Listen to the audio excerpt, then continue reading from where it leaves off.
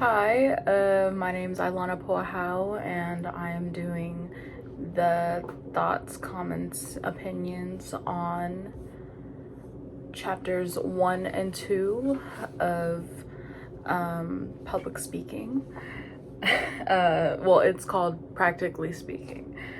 My thoughts on the role of communication and public speaking in our lives is that it's so important to choose your words and your gestures very wisely. You don't want to offend people or take it or have them take it the wrong way, depending on how you say or express your speech, and how you're trying to communicate your thoughts to the audience. And also it builds a community when you are trying to get your thoughts out and also trying to get feedback from the audience. I think it's also a main focus to be thinking about your audience and also how you are going to be speaking to them, because the whole point of it is you're trying to get their attention, so trying to focus on their needs and what they're looking for and how you will be providing that and making sure that they are engaged and that they are also and also how they're going to be taking that and giving you feedback on whether they understand the topic or not. My PERSPA score was 109, and that's in the range of moderate. I definitely agree. I wasn't really surprised. If anything, I thought my score was gonna be like a little lower just because of like the way that I do get anxious, but it's not as bad. I would agree with my score that it's very average. I usually get really nervous in the before like doing a speech and stuff, but planning it and getting it done, it's super easy for me. I like fly by it.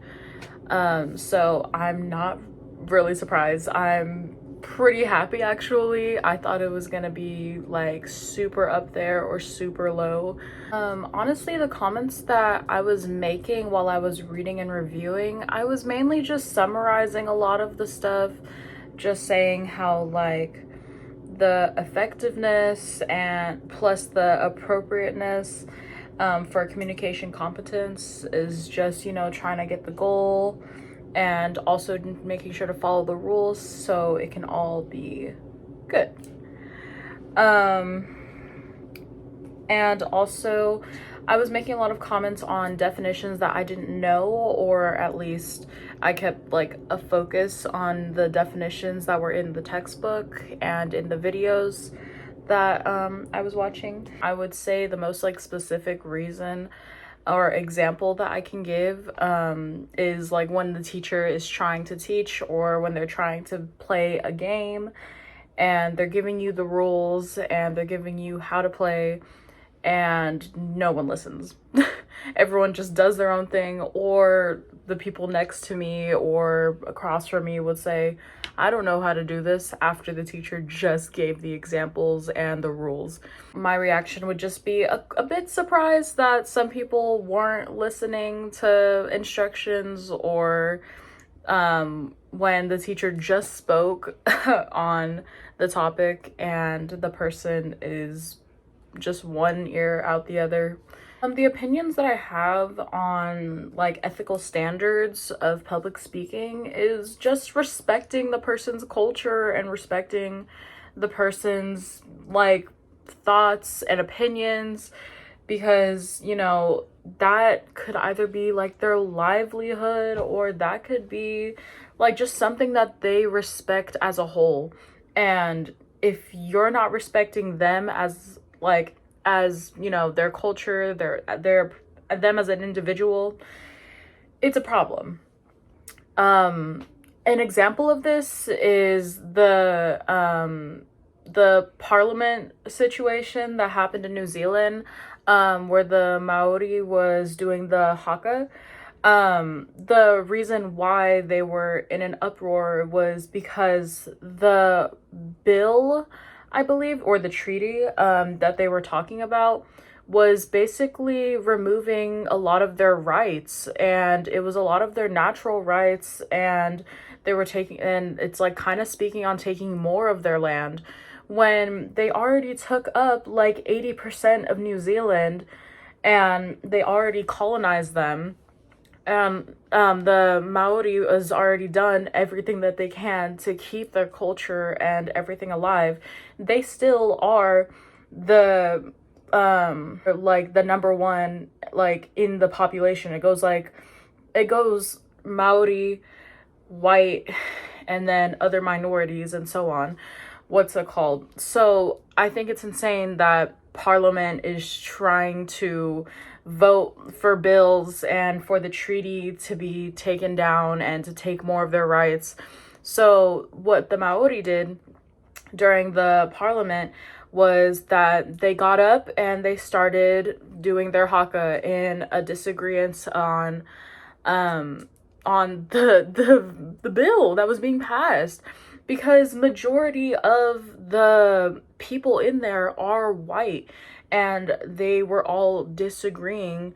Like, they were all saying that they like approve of the bill being passed on taking more of their rights, and all the Maori is being shunned every time. They kept saying, oh no, all the eyes have it, and that's not true. Majority all said nay, but they refuse to do that. It's just a big thing on really not respecting the culture and just taking away more of their land and more of their rights as a being.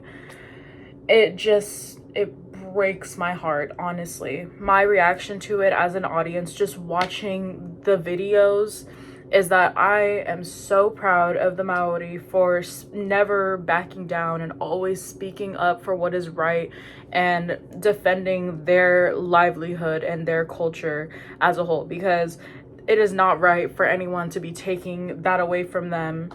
And it's already not right for them to even be stepping on their land and being like, this is ours.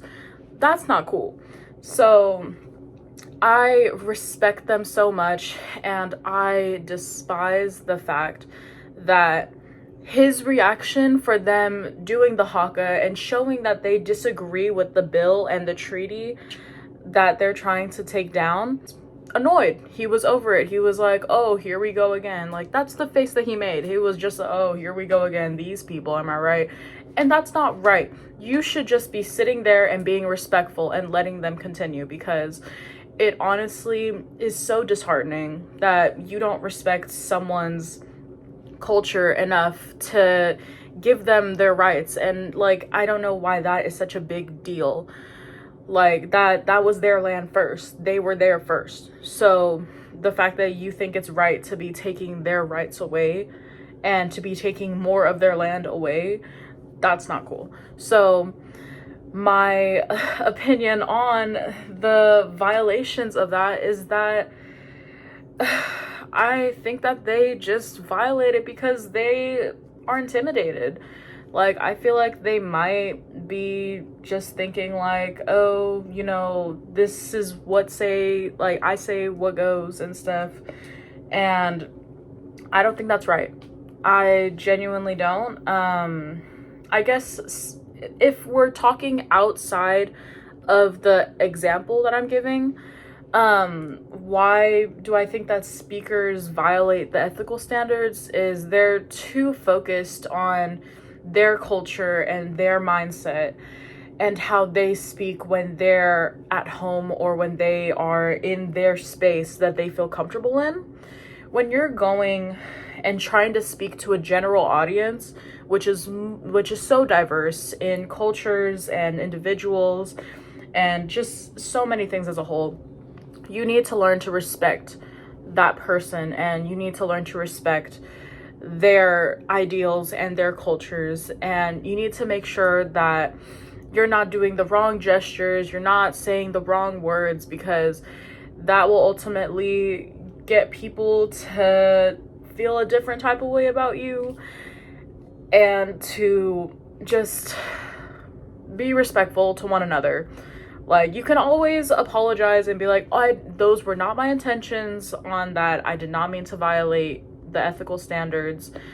You know, that's just building more respect. But if you don't care and you just keep doing what you're doing, and even when people are telling you to take accountability, you don't, then that's not the way to go. So that is my take on ethical standards. I care very deeply about that. So yeah.